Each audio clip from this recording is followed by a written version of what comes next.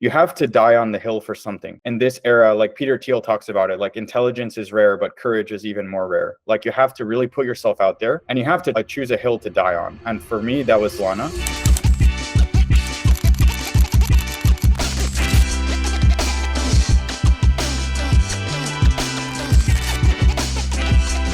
Hey Diego, Hey, Jonathan, how are you? good. Amazing. Thanks for having me on, guys. I'm really excited for this. To give a little bit of introduction on myself, I'm 28 years old. I've been a gamer my entire life, and I've been pretty much terminally online since I was about 10 years old. So I grew up playing a lot of video games. My favorite category of video games, or genre, if you will, was MMORPGs. So I played a ton of RuneScape and a ton of World of Warcraft growing up. And this was really my first foray into online communities and online community building. So even well before I was in the crypto space, I was in WoW guilds, I was in RuneScape clan CC chats, and I was doing a lot of group activities online. It required a large amount of coordination. If you guys have ever played any of those games, you've got 40 people online on Ventrilo or TeamSpeak or Discord, and you have to defeat a boss together. And some of these fights are pretty complex. So you have sort of mechanics and mechanisms and different things. Like everyone has to do their job and everyone has to be coordinated over the internet and everyone has to execute. So I guess my first online experience in a community was sort of a WoW guild or a RuneScape clan chat. But I think moving on, that's also how I did my first Bitcoin transaction in 2013, was actually selling WoW gold when I was in high school. So pretty much at that point, I interacted with crypto for the first time. I did a transaction on one of these forums, OTC for Bitcoin for WoW gold, and I basically thought it's pretty amazing that me, an anonymous guy on the internet, can go on a forum. Didn't have a driver's license. I didn't have any credit score. I didn't have a professional career or anything that people could see on the internet, but it's just a vouch-based OTC system, and I was able to sell some digital commodities of this in-game currency, and I was able to receive a cryptocurrency called Bitcoin. And I thought it was pretty amazing at the time because this is sort of an internet native way of transacting, and it was also sort of an in-game currency for the real world. Is kind of how I thought about crypto and Bitcoin for the first time. I was like, this is like WoW gold, but for real life. And I can earn it if I do something that's useful to people, or if I provide a product or a good or a service, I can earn some Bitcoin and I can get paid. And people don't care I'm 16 or 15. Like, they just care if I'm trustworthy, and if I do a good job, then they'll pay me. So that was a pretty amazing breakthrough. Ended up studying finance, econometrics, and sort of like kept going on, and worked in investment banking for a number of years, and ultimately landed on Solana. One of my classmates from Cornell was working for a VC that was a seed investor in Solana, and he told me about the project relatively early on. It was either right before mainnet or right after. So I was able to sort of like look at the white paper and use the blockchain a little bit on Solana, and I was like, wow, like this is radically different from anything that I've ever touched. I've done transactions on Ethereum. I use Bitcoin as well, of course. And I felt those were cool artifacts, early iterations of what blockchains could be. But from a user standpoint, they couldn't hold a candle to what I was experiencing on Solana. I remember specifically there was a case where there was this sort of game called Break Solana, where every keystroke and key press was a Solana transaction. And you could literally press as fast as you could on the keyboard, do like 50 transactions per second, and they were all executing real time. And I was like, wow, this is amazing. This feels like fiber optic, and this is sort of like a 21st century internet era, high speed, high throughput, low latency, sort of fast twitch blockchain. And as a gamer, I played a lot of FPS, like first person shooters as well. So I knew how important ping was and sort of like that fast UX. So pretty much, not being a dev and being a finance guy and a business guy, more of like just a pure investor, the way I got involved in crypto and on Solana specifically very early on was through some heavy community building. So at that point in time, Phantom had just come out. It was basically the very start of Solana summer. We're talking about the July we're talking about the June, July of 2021 timeframe when I actually became super, super sort of neck deep in the space, and specifically on Solana, like pretty much only on Solana. My friends and I were sort of in a group chat. We were always comparing notes of different opportunities. It was a lot of NFTs at that point in time. There was one particular collection that came out which changed the course of my life and for a lot of my friends' life, as well as, you know, to some extent, the destiny of Solana as well, called Solana Monkey Business. This was the first true PFP on Solana to ever be minted. And I'll never forget it. It was August 2nd, 2021. It was a 2 SOL mint. Solana was around 34 bucks. So it was $69 for every monkey that you minted. 5,000 supply. And it was so early on Solana, there was only a couple thousand active users, and you could mint as many of these as you wanted. I remember specifically minting like 20 of them, having some lunch, taking my dog for a walk, coming back, minting another 20 of them. Like basically no one wanted these things. It kind of like CryptoPunks, like they couldn't even give them away. The mint took 5 hours to sell out or something like that. And right afterwards, we all went into the Discord. We went into the Solana Monkey Business Discord, and there was actually no marketplace and no exchange for these non-fungible tokens to trade. So we were trading them peer-to-peer in the Discord, OTC. And that went on for about 2 weeks. So I was going in the Discord every single day. I was flipping some NFTs, selling some of the monkeys. I was buying other ones. And I was meeting people the entire time. And actually, in that SMB trade chat is where I met folks like Soul Big Brain. I met Ice Knife.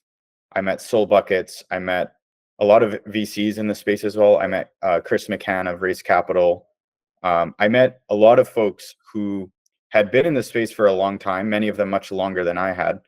And I started to realize, okay, maybe there's something going on here. Like we've got literally guys with hundreds of millions of dollars of Solana, or a massive VC fund, or, you know, very well known in the space. Some of them were Ethereum ICO investors, like really, really reputable people and really connected, and a huge like sort of brand and a knowledge of the space. And they were all in the Discord trading these monkeys. And I was like, okay, either we're all wasting our time here, or this is actually the start of like something huge.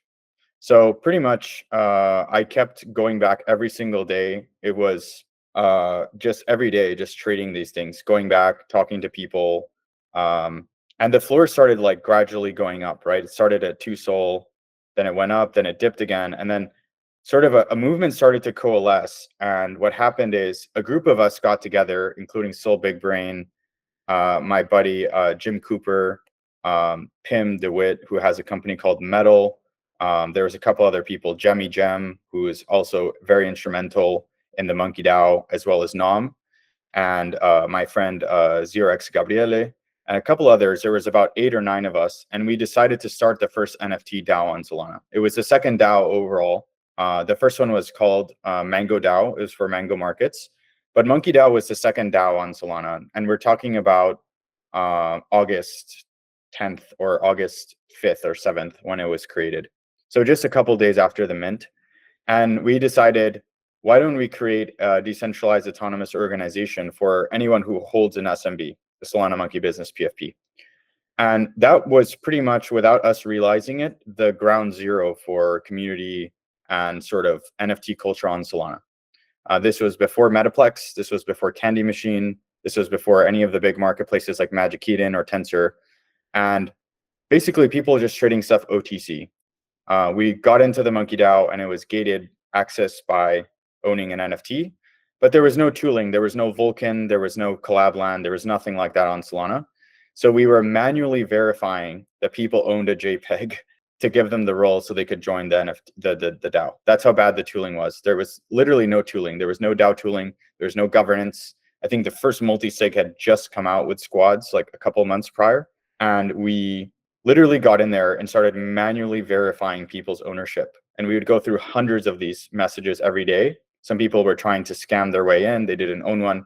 We had a way of checking it. So pretty much what transpired in MonkeDao was a story of basically community building from the most grassroots basic level. We literally created a Discord server. 8 of us got on a call, and we decided we were going to create one of the best organizations on Solana. What basically followed that was several months of super heavy just engagement and being online every single day and building out the organization slowly. So folks like Nom and Jemmy Gem in particular put in crazy amounts of hours in order to make the organization what it is today.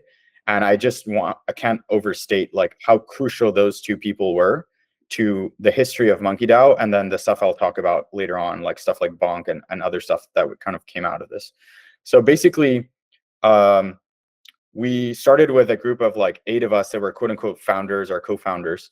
And we realized rapidly there was people that wanted to get involved and wanted to take things a step further. That sort of like wanted to give back. Soon we had our first role, which was a monkey police, which is people that would go through messages, and if someone was being toxic or posting weird stuff in the chat, they were essentially moderators. They could ban people. They could also approve people that were trying to enter and still manually verifying. So we had a bunch of monkey police guys. We had like 5 of those, and that was the first role we had. The second role we had was called OG. It had a little purple, like you had a purple name if you're an OG. And the true fans of the MonkeDao were those OGs. It started about 50 of them. And something I'll talk about like throughout this sort of talk is that when you find someone in community building that wants to give back and wants to take things a step further, the most important thing you can do is empower that person and give them the avenue and give them the lane for them to do whatever they want to do. And we realized pretty early on, there was people all over the world from different backgrounds. There was a guy who was a graphic designer. There's a guy who's a dentist. There's a guy who's a lawyer. There were a bunch of developers. There was VCs and all this sort of diverse skill set. And the thing that united all of us is that we all owned Solana Monkey Business PFPs, and we wanted the collection to do well. We wanted, Monkey to be at the top. That's something we always talked about. We were like, we want to put Monkey #1, like make it into what it rightfully deserves. So what transpired was basically several months of just like hardcore community building. And what that looks like in practice is having an active chat where people derive value from spending time there. At the most basic level, people in crypto or online are looking for typically 3 things in various degrees. Like depending on who you talk to, they may prefer one thing or another, but most people on the internet are looking for 3 things. They're looking for money-making opportunities, which I broadly define as sort of like alpha in crypto, like, good advice of which token to buy, or, a hot mint that they can get into early. Number 2 is having fun and sort of entertainment and memes. And number 3 is a sense of community and belonging, which if you guys have looked at any of the metrics, there's a loneliness epidemic right now in the world. It's one of the most sort of like not talked about things in the world right now, but coming out of COVID, people have been at home, locked in their houses for so long. This was sort of like the hotbed of loneliness that a lot of JPEGs and sort of that sort of Clubhouse and Discord and JPEG era sort of took hold in, because people had just been like in social isolation for so long.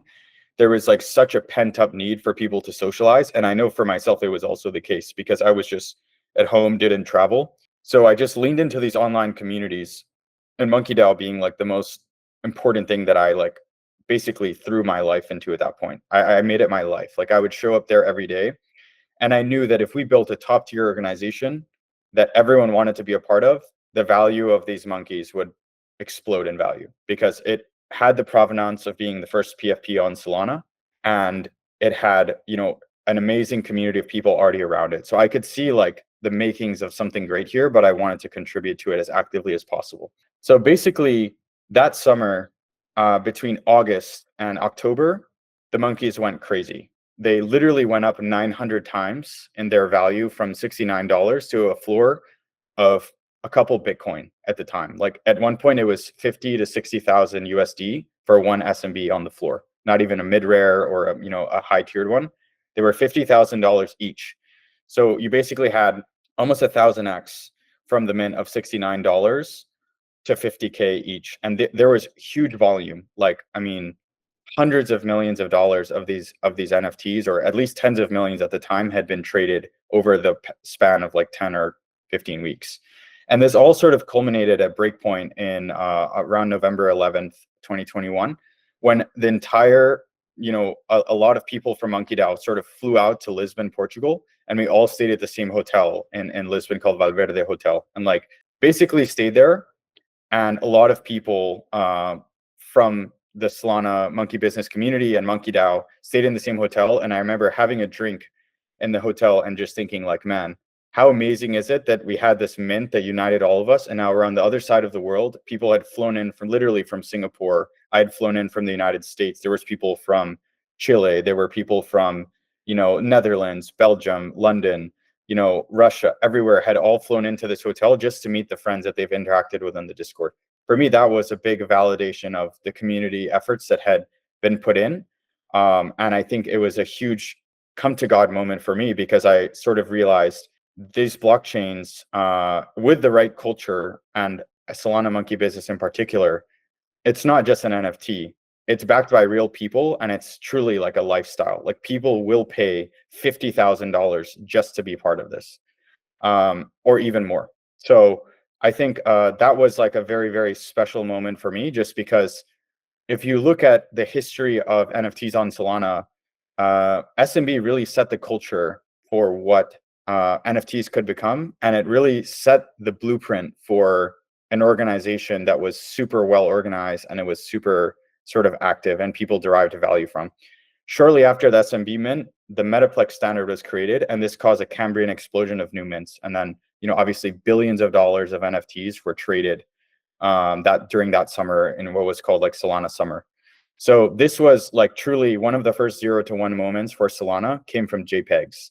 And that was sort of like, I don't want to draw like crude analogies because it's not the same as ICOs, but that was kind of like the ICOs of Solana at that point in time. It was a crazy period of speculation and the speculative layer, and it was a mass onboarding event for crypto in general, NFTs, but on Solana, I can tell you 100% that was the case.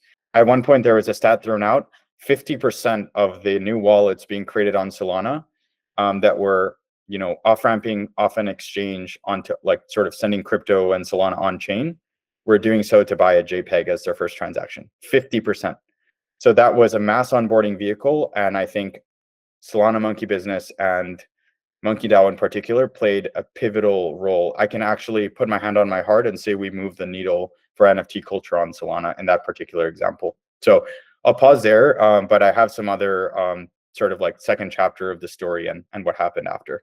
Yeah, that's terribly interesting. But I think like for us, one of the most interesting aspects of building real communities is the physical element. So you mentioned Lisbon as this like cultural hub in which everyone are kind of meeting up in real life. Like, do you think that was like a pivotal moment in which suddenly this digital community started to feel a real thing with real people that actually you can see face to face, and you kind of feel the energy in real life? So like, how was that experience specifically?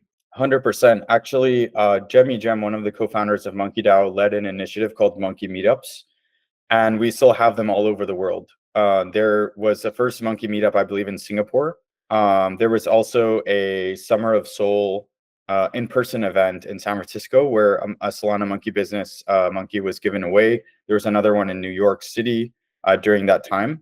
And these monkey meetups started popping up to the point that they were happening all over, Europe. They were happening all over Asia, all over the United States.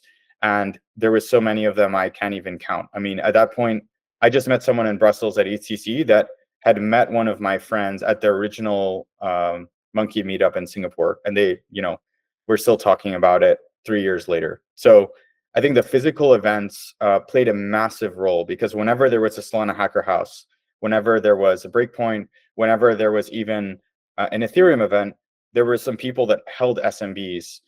If it was Art Basel, if it was Bitcoin Miami, whatever, there were people who were fans of Solana, and they all coalesced around MonkeDao. Like there was this saying on Solana at the time that everyone starts at side events or the main event and then ends up at MonkeDao at the end of the night. That was just basically like a given. Whatever event you were, there was a Solana Monkey Business event and MonkeDao event that sort of like, acted as a lightning rod in person, because I think the real alpha in community is making connections online, meeting these people, meeting anons, making friendships, and then making them real in real life. Like for people that are willing to dox and actually put themselves out there, this is the most important thing, because what it does is it takes all of those recollection of memories and shared experiences, and maybe you made some money together, maybe you lost some money together. But when you meet someone in person and you shake their hand, you're like, oh, you're the guy I've been talking to for the last 2 years. I'm sure we have all felt that moment in crypto, and it's very special.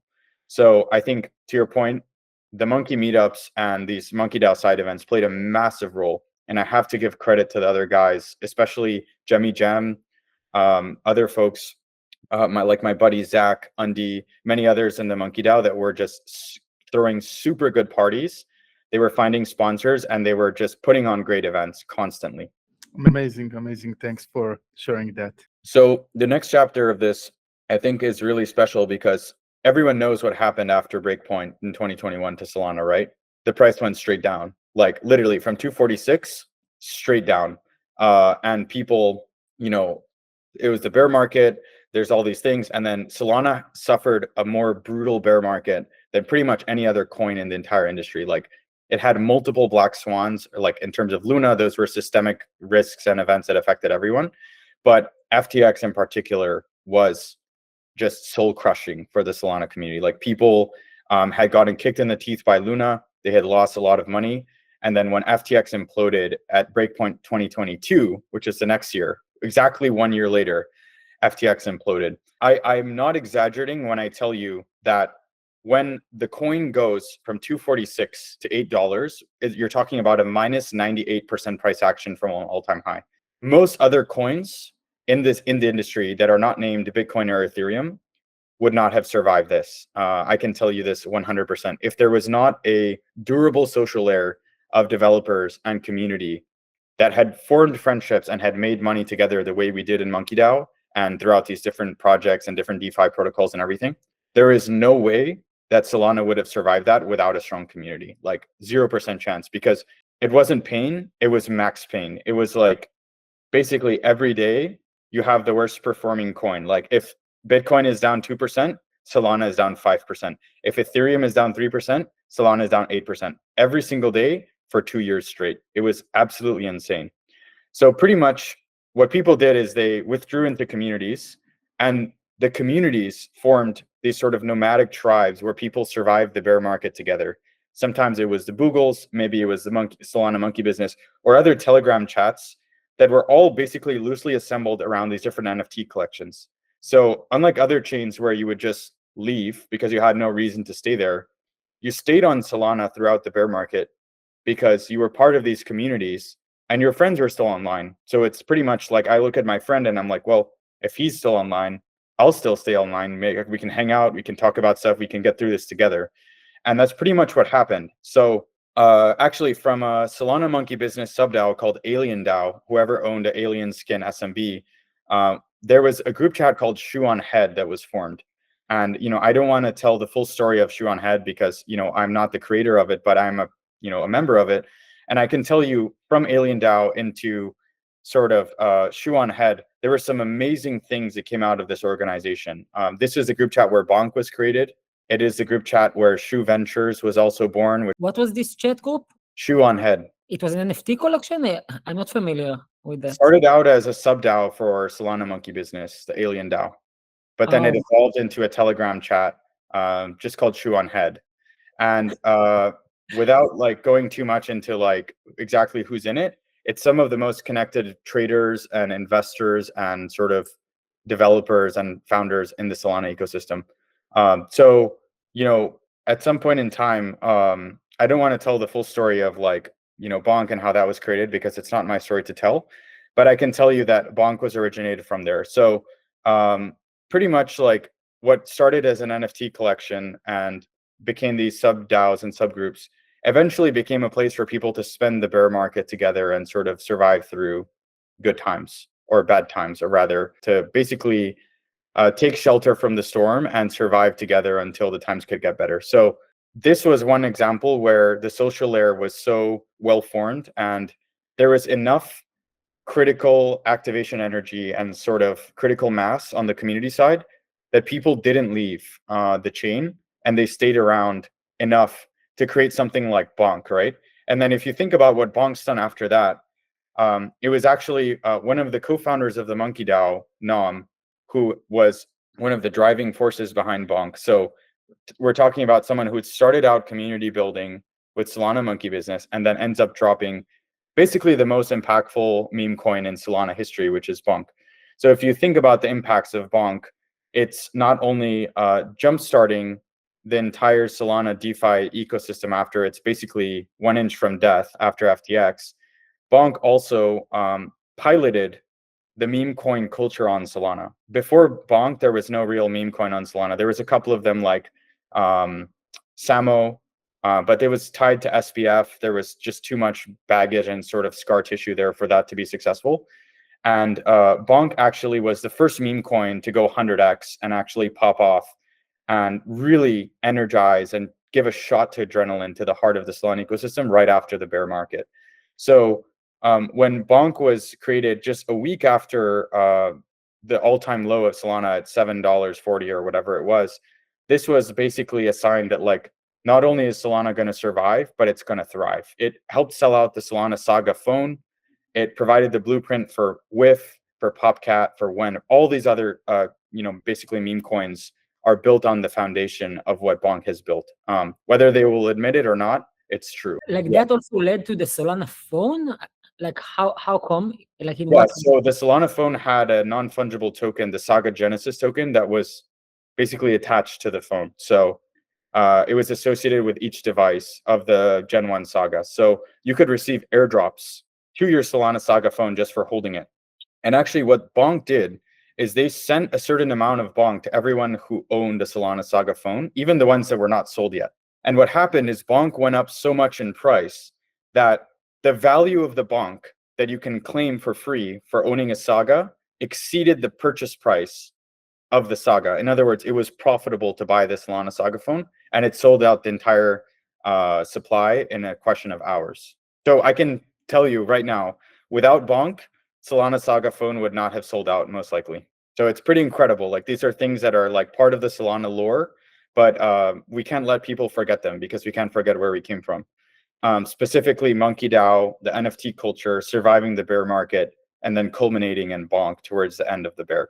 So I think there's some incredible lessons to be learned here. I think the most important thing is that when you give people an outlet to share and to express their true self and what they have, and to sort of an open forum where they feel welcome and where they derive value from spending their time, they will get super involved. They will take the initiative. They will use their network. They will use their wealth. They will use their skills and knowledge to further their organization and to help transform it into something special. And I think a number of people, specifically Jemmy Gem, Nam, and a couple others, were absolutely pivotal in the history of MonkeDao, but also in the history of community building on Solana. Like I am honored to call myself a participant of that class and coming from that sort of class of alumni. But these guys did a lot more than I did, to be completely honest. I was just there to see everything that was happening, and I can share it with you guys today. Oh, that's insane. Yeah, like I feel that this history needs to be recorded. Like it's so amazing how the community. I always thought that the Solana community is so strong because it survived. That near-death experience. Like how much do you think it's related, this near-death experience, to a cult creation kind of? I think you're exactly right. I think every single major layer one in the space or blockchain project has to survive. Like what, for example, Raj, the co-founder of Solana, or Chris Berninsky from Placeholder, they describe this as a crucible moment. Like the moment where you enter the forge, immense heat and pressure and stress, and then you come out the other side harder than when you went in. Like almost like forging a sword or forging some metal in the forge. I think this is a hallmark feature of the top crypto projects, not just layer ones or public blockchains, but also ecosystem projects that are able to survive the storm. The community comes out with a hardened sense of resolve and sort of this attitude that, look, if FTX couldn't kill us, if Luna couldn't kill us, if the worst bear market literally in recent memory of systemic risks of UST depegs, then you have Celsius, you have Voyager, you have all these different just systemic shocks, cascading liquidations everywhere, bad debt throughout the ecosystem, people losing their treasuries on an exchange, just getting absolutely zeroed out and wiped out, liquidated, everything. If this couldn't kill us, then nothing can. Like Solana at that point, coming out of that feeling, the feeling for myself and a couple others was like, we're literally unkillable. Like if this couldn't take us down, there's nothing that can stop us. And I think the people that come out of this crucible moment and they actually realize, look, we're going to do this, we're going to survive, whatever it takes. I think this is a feature of a community. And the only other two blockchains aside from Solana that have experienced something similar are called Bitcoin and Ethereum. That's a simplest way I can put it. The Bitcoin community has experienced this not once or twice like Solana. It's experienced this like 10 times or 20 times. How many times have they said Bitcoin is going to die and it's going to go to zero? They say it every month. They say it, and it still comes back and it still goes higher. Same thing with Ethereum. After ICOs, people were saying Ethereum is dead. They're saying it's not decentralized. They're calling it a scam. And then look what happens from 2018 till 2021. We see a massive explosion in developer activity, user activity, trading volumes, everything. Every metric just goes parabolic. So I think Solana is very much on a similar arc. The difference is that, I think Solana's architecture is much more modern, and it can actually go even further than Bitcoin and Ethereum ever did. For sure. Amazing. Wow. Like, what would be your advice for founders when they think about community? Like what would be like the 1 minute kind of or less principles that they should think about when they think about building a culture with a project? Absolutely. I think I'll echo some insights from my friends Kevin, like intern, and Bill Monday at Monad. Yeah. They have this very important notion that you don't build on community, you build in the community. So you have to be part of the sauce and in the trenches to actually be able to build community effectively. You cannot sit in an ivory tower and then treat community like a roadmap item that you need to ship. You have to be in it, sleeves rolled up, and you have to be interacting with people all the time. You have to be listening to people, you have to hear them out, and you have to have those daily interactions in the Discord, in the Telegram, on the Twitter Spaces. These things are completely non-negotiable. If you want to build an actual organic community. Now, if you want to attract some farmers, you can just do some points incentives or a token. That's fine. But if you want to build something that has escape velocity and people that will stay by your side, even when the times are bad and the number goes minus 98% and they're still locked in, you need to build organic community like we did with MonkeDao. Yeah, for sure. Bill is the GOAT. He was here earlier, and completely agree. Anyone here have some questions for Diego, or before we are wrapping up? Yeah, I have a quick question. So, there's so much noise on Solana nowadays. Like, it's, starting like through BONK, right? Like, you have, meme coins and projects popping up, many of them popping up just like every day.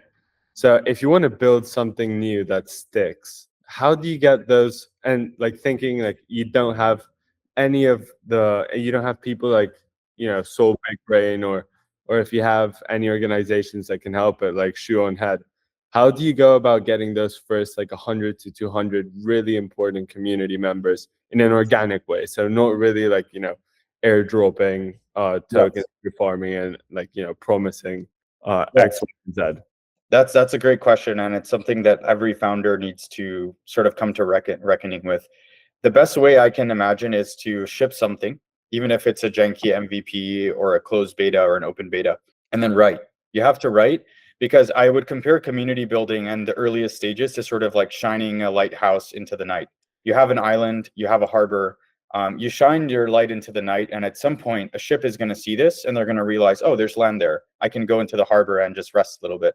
And then eventually it will grow, and you just start giving your takes. That's how I grew the Solana Legend account. I started just tweeting, and I had never used Twitter before.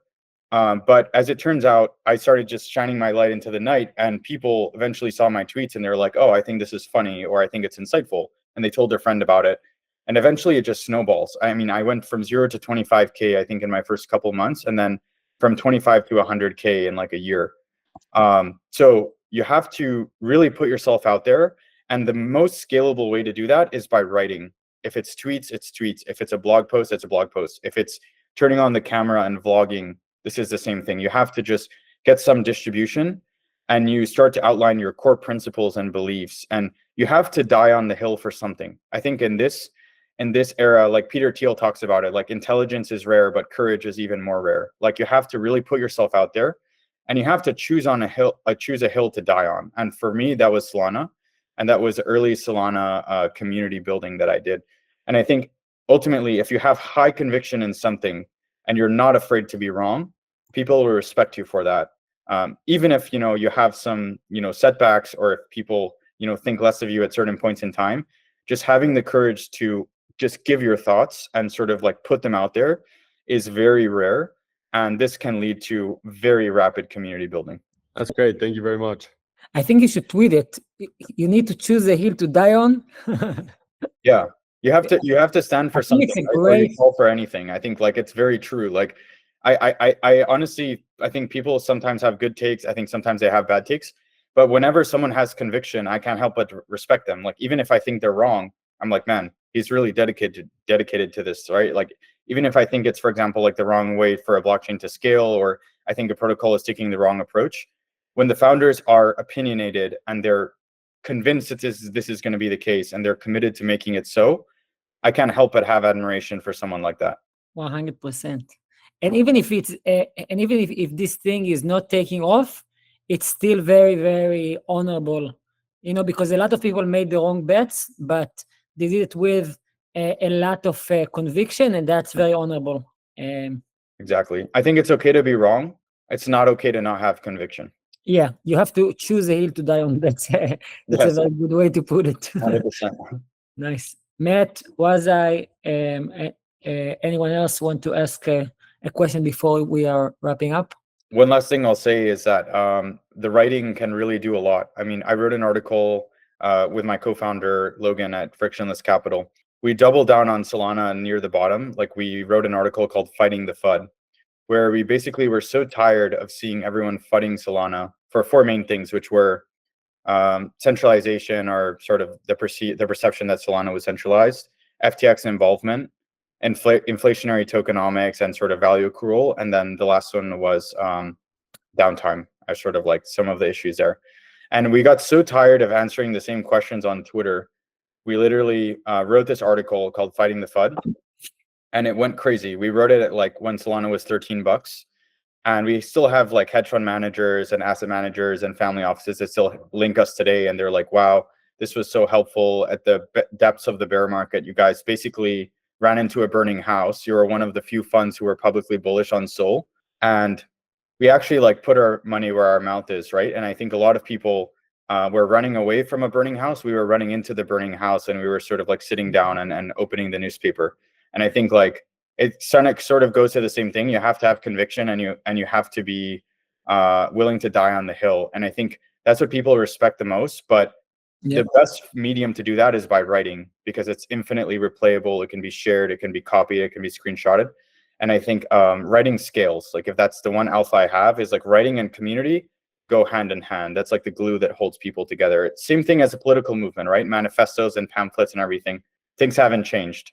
Yeah, I mean, something that struck to me is how to be like counter mimetic. Like how did you get the internal, like what was your mental model to write that piece, or to be like so much with conviction when everyone else, when it was not, like to be bullish on something where it's popular, it's easy because it's nice, but when no one is bullish, you feel like how did you get like what's the internal mental model to have the courage to stand alone, and to, even if you are wrong, like fuck it, like what was your where this conviction came from? Yeah, so it was twofold. I credit my co-founder with a lot of the research. He used to work at Tesla, and he had been writing and reading on the concepts of sort of like a new framework around data propagation and how to compare these different blockchains. And what he found was basically an apples-to-apples comparison, which we published on data availability. And we saw there was such a dramatic difference between the legacy blockchains like Bitcoin and Ethereum and how much data they were propagating versus Solana being like the first next generation blockchain.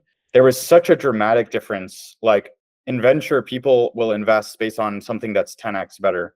This was quite literally 100x to 1000x more data propagation for Solana relative to like Ethereum or Bitcoin. And we were like, look, basically, this is a direction the industry has to head in, whether it's Solana or another blockchain that has a different name that has the exact same architecture. Someone is going to build this. Solana just happens to have a head start on community and sort of network effects, and they've gone through their first couple bear markets. So I was like, look, basically at that point, we were utterly convinced on the technology and fundamental side. And then everything I was seeing on the social layer and the community was a community that just refused to give up. They refused to go away. Like, of course, the tourists left relatively early on, right? Those guys were never super convicted. But the core community on Solana, I remember, I'll never forget it. The day it went to $8 or $7.40, I was literally sitting in a Twitter Spaces with the main founders and developers and traders and everyone on Solana. There was 1,000 people in there. We were ready to ride it to zero. We were literally in the Twitter Spaces getting ready to say goodbye when this went to zero. And whatever, you know, the developers left, and then the validators give up, and then the block production halts. Like, we were literally ready to say goodbye, and we were ready to ride it to zero. And I think that level of community and that level of like fanatism is only generated by having a very specific approach and having not just community leaders, but community founders, community entrepreneurs like MonkeDao, like BONK, that will just kick things up to the next level. Like on Ethereum, it was the same way. There was incredible community builders and people that made Ethereum what it is today and made it one of the most admirable ecosystems, right? So I think there's certain people that throughout their life, they, because of their destiny or a number of factors that put them in that position, they rise to the challenge and they do something special. And I think on Solana, there was just enough people that did that to make it an ecosystem, and from the tech standpoint or the community, that we felt was inevitable. So that's what gave me the conviction. Amazing. Cool. Yeah, I think it's a good time to wrap up the day. Diego, thank you so much for all of these insights. But this was very inspiring. I think it's the first time that someone that I heard, and people are talking about, the inside of the Solana culture, growth, and history. So it's very inspiring. Yeah, so thank you for coming. Awesome. Thanks for having me, guys, and great event. I really enjoyed it. Thank you, Diego. Thank you.